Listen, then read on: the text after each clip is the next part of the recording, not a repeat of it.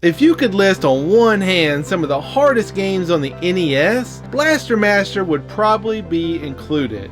The game was released in North America in November 1988 and would be heavily criticized for its high difficulty. Where did the game come from and why was it so hard? Let's find out on a brief history of Blaster Master. 恐るべきゴーズとは何者か。メタルアタッカー。超惑星戦記メタファイト6月17日運命の日は近い。Blaster Master was released by Sunsoft in Japan as, we'll just call it Metafight. It was created by Kenja Sada, known in the game's credits as Senta. The development team for the game would consist of about 5 people.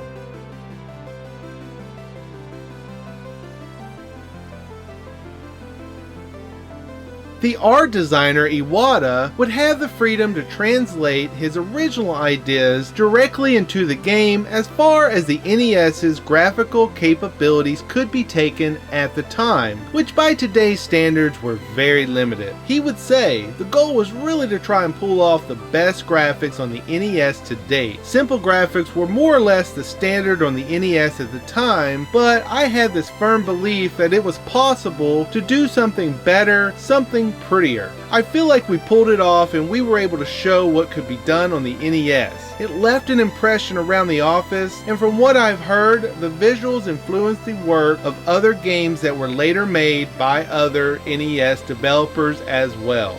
The game's sound and music were designed in cooperation between Sunsoft's staff and an outside composer, who had previously worked on scores for many of the company's other games, such as Spy Hunter and Freedom Force. The art designer Iwata would credit the composer for giving the company a good reputation for video game music in the late 80s, especially with one of the best movie video games of all time, Batman, released by Sunsoft in 1989. The team lead and main programmer would create the system of alternating between the 2D platforming and top-down modes. During the game's planning, he came up with the idea that Sophia, the main character's vehicle, would eventually be able to go anywhere in the game and have the ability to drive along ceilings and walls. The top-down design was done to give the team more freedom in boss design, allowing them to create larger bosses that made a real impact on the game. He would draw inspiration from the video game Metroid and create a non-linear progression game which allowed players to move more freely between levels.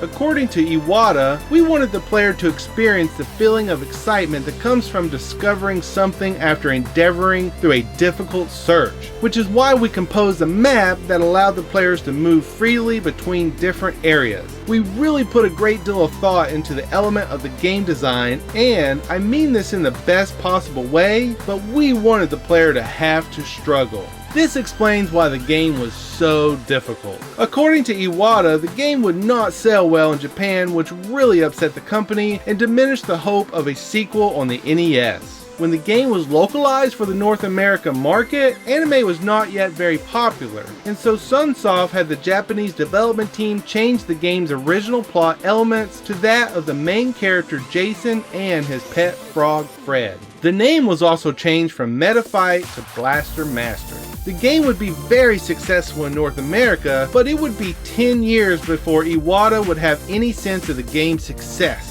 He was working in the US office and a young staff member said to him, "You'd definitely have become a super famous game designer if you were an American." After realizing how well respected the game had become, he would say it felt like a great honor. In the end, Blaster Master would be received very well, with the difficulty being the only main criticism. To finish us off, here are some quick facts for your enjoyment. The 4th level of the game, in which the player was forced to control Jason and make a desperate suicide leap for a ladder suspended in midair, was removed after complaints from the US staff. The design style of Blaster Master would also be used in Sunsoft's games Gremlins 2: The New Batch and Fester's Quest. Blaster Master was published as a novelization, part of the Worlds of Power series. Like all Worlds of Power books, all acts of violence and death were removed. Thanks for joining me on a brief history of Blaster Master. Be sure to subscribe, turn on those notifications, like the video, and join me on social media. Thanks for watching, and I'll see you next time.